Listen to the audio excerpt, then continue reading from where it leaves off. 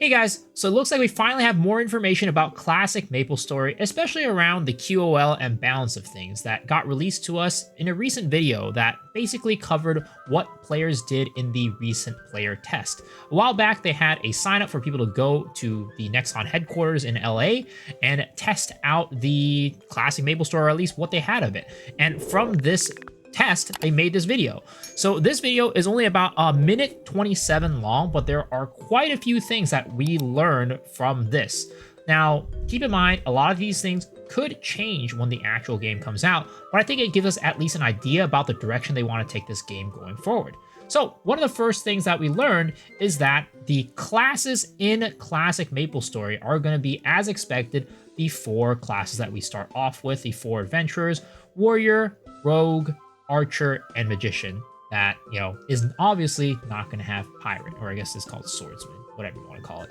But it's going to have all four of these classes minus Pirate. So this is something everybody expected, and pretty much, maybe down the line they will add Pirate later as a later update. Who knows, right? But this is what is slated to come out at the beginning. Now, this isn't really new information. It just confirms old information that we thought was going to happen. But there was also some new information that got added in this update, and one of those has to do with quality of life for claw classes and bow classes. As you can see right here, here's an archer, and this archer is actually shooting in the middle of a bunch of zombie mushrooms and horny mushrooms, and they are not doing the classic, whacking the mushrooms when they're too close up. So we will luckily have that QOL in this game, at least in this current version. I don't think they're going to change it. But something else really, really cool that I saw was the EXP curve in this game. So they are definitely going to be changing the EXP curve in this game by increasing the amount of EXP that we get from monsters, but also doing things like maybe changing the amount of EXP that you have to get from leveling. So as you can see right here, right, the person over here killed a mushroom, which I'm going to assume is a zombie mushroom. If that is the case, they got 49 EXP for killing that mushroom. Let me see if it actually goes and shows if it kills a mushroom, zombie mushroom, or a horny mushroom. Right here, yeah, they killed a zombie mushroom right there that just disappeared in the background, you see, and they got 49 EXP. Well, if we go back to Hidden Street, you can see that zombie mushrooms gave 32 EXP as opposed to 49 EXP. So while it's not a 2x EXP increase, we are getting a slight increase in EXP from 32 to 49, and whatever that percentage is going to be the difference. I don't know if that's going to be scaled across the board, like a flat, 15%, 20% increase in the EXP that you get, but it looks like the EXP curve is definitely going to be changed there. But in addition to that, you can see down here on the bottom, you have the character at 1,000. Wait, let's go right before, because I had the calculation for the one before. 1,202 EXP. So 1,202 EXP at 1.26%. Now, if we look at Maple Legends, this tells us how much EXP you needed to go from level 30 to 31, which was 95,700. So if we plug in 95,700 as a total EXP you need to get, and they're at 1,202, you will get that it is at 1.26% of the EXP bar, and you can see that that is the same here. So while they are going to be increasing the EXP of the monsters, they're not going to be increasing the amount or decreasing the amount of EXP that you need to get per level. So it's pretty much similar to what like private servers do, where they increase the EXP that you get from the mobs rather than increasing the EXP that you actually have to get. So it's interesting there. We know now that they're going to be increasing the EXP curve by increasing the amount of EXP that we get from the monsters that we kill. Now, another thing that we learned through this is going to be the quests. The quests are also going to be getting an adjustment. As you can see up here, we have Pia and the Blue Mushroom quest, which is getting 20 green mushroom caps and 20 blue mushroom caps. Now, if we go to Pia and the Blue Mushroom and the Hidden Street, you can see that it only required 10 mushroom caps of each type. So it got doubled. this is going to be consistent across the board. They are increasing the amount of things that we need because you can see right here in this screenshot, they had the Stranger's Request, which required 20 broken mirror glasses and 40 Sturge kills. Whereas if we go to Hidden Street, this only required 20 broken mirror glasses.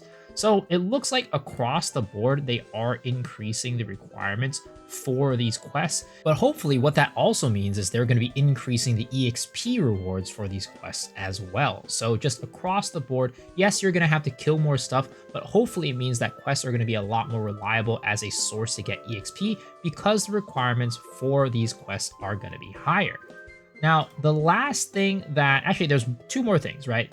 Another thing related to EXP is going to be something, this is more of a prediction or a guess that could definitely be completely wrong. Now, even though we are kind of seeing how they're changing the EXP curve, maybe the EXP curve is not consistent across all levels. So something that I noticed here is that they did have footage of them in the early days. I think this is like South Perry in Maple Island. And you can see this person is at single digit levels. So they are at single digit levels, and obviously this person here is at level 30. So either A, they would have had to be given a higher level, or B, they grinded their way up to this level. Now, right now, I am a little bit more under the assumption that they grinded those levels, because something you'll notice across the board is that they're all going to be at level 30 with any other type of gameplay outside of that South Perry gameplay. If you go and watch this video, you'll see all the characters are going to be level 30. And because of that, maybe it's a sign that the amount of time that it's required for you to level up is not that long, because obviously I don't think they were here for that long testing this game. Or B, they could just be given level ups, which is probably the more likely story. So we'll have to see, but either way, again, EXP leveling is going to be easier, but how easier, we just don't know. Now, the last thing that I would say that we found out from this is going to be the boss timers.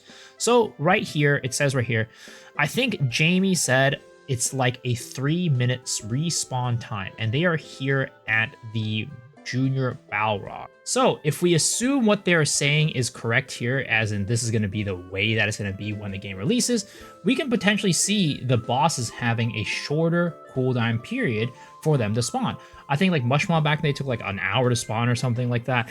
So 3 minute respawn is quite often. I don't think they're going to push it to that often. I think this is probably like a dev client that's going to make it spawn more often. But potentially we could see a world where the bosses are going to spawn more often and you're going to kill them more often, maybe as a viable EXP source or a way to farm. It's definitely going to have an effect on the economy though, so we'll see what they end up doing. But yeah, that was a very, very short video, but it was chock full with a bunch of spoilers that are quite interesting and telling about the direction that they're going to be taking Maplestory Classic. Again, I'm super excited for this and look forward to this to come and get more information as well. And every time they give me more information, I will be here to talk about it. So if you enjoyed this video and want to see more of it, please remember to hit the subscribe button, because that will give you an update for whenever I do upload another Maplestory Classic video. And I also stream every single night on twitch.tv/musicshiro. So I'd love to see you guys there. But if not, hopefully I see y'all on the next video. All right, guys. Peace.